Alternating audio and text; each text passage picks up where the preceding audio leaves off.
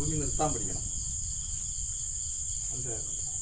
വീശെന്ന് പറയുന്നത് ജനങ്ങൾക്കിടയിൽ കയ്യടി നേടാനും ചുമ്മാതെ ആൾക്കാരെ ഭയപ്പെടുത്താനും മാത്രമേ പറ്റൂ. ഒരാളെ ആക്രമിക്കാൻ പറ്റത്തില്ല. ഇത് ഉറുമി നിർത്തി വെട്ടിപ്പടിക്കണം, പ്രാക്ടീസ് ചെയ്യുന്നു.